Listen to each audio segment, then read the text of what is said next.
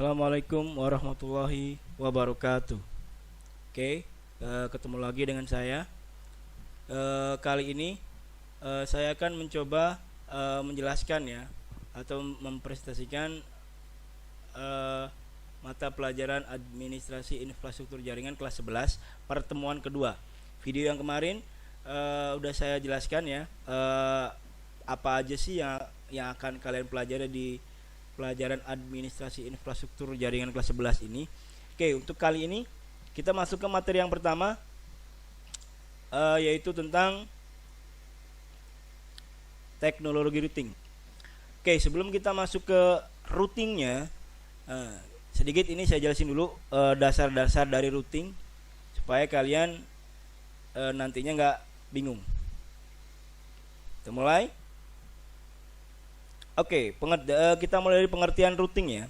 Jadi routing di sini adalah suatu protokol yang digunakan untuk mendapatkan rute dari satu jaringan ke jaringan yang lain. Nah, rute ini disebut dengan route, dan informasi route secara dinamis dapat diberikan ke router yang lain ataupun dapat diberikan secara statis ke router lain. Jadi kalau dinamis itu dia otomatis, kalau yang statis itu dia manual. Oke, contohnya seperti ini.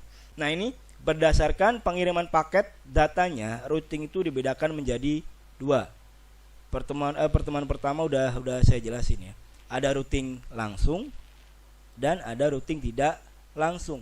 Routing langsung merupakan sebuah pengalamatan secara langsung menuju alamat tujuan tanpa melalui host yang lain.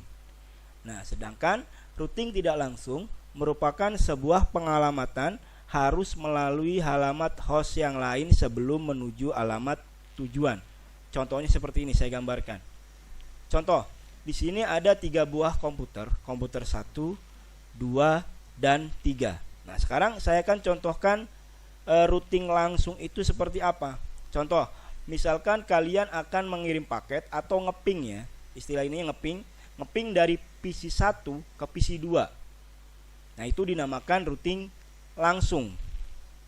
Contoh lagi, misalkan kalian mau mengirim paket dari komputer 2 ke komputer 3, itu dinamakan routing langsung. Nah, sedangkan routing tidak langsung itu, misalkan kalian ngirim paket atau ngeping dari komputer 1 ke komputer 3, itu dinamakan dengan routing tidak langsung. Kenapa? Karena sebelum komputer 1 mengirim paket ke komputer 3, dia melewati komputer 2. Nah, itu dinamakan routing tidak langsung. Jadi sebelum paketnya itu datang ke tempat tujuan, dia mampir dulu nih ke komputer 2. Makanya dinamakan routing tidak langsung. Nah, itu untuk pengertian Untuk routing langsung dan tidak langsung udah saya sampaikan juga kemarin di pengenalan video yang pertama. Oke, lanjut. Berikutnya ke jenis-jenis routing. Nah, routing yang pertama yang akan kita pelajari kali ini ya. Nanti kita juga akan belajar cara konfigurasi routing statisnya. Oke, yang pertama ada routing statis. Jadi routing statis ini terjadi jika admin secara manual menambahkan route-nya atau router-nya di routing tabel dari setiap router. Nah, jadi kalau routing statis ini yang nentuin jalannya itu kita gitu loh. Jadi kalau misalkan kita mau ngirim paket ke komputer 1, komputer 3. Jadi yang nentuin jalannya itu kita gitu.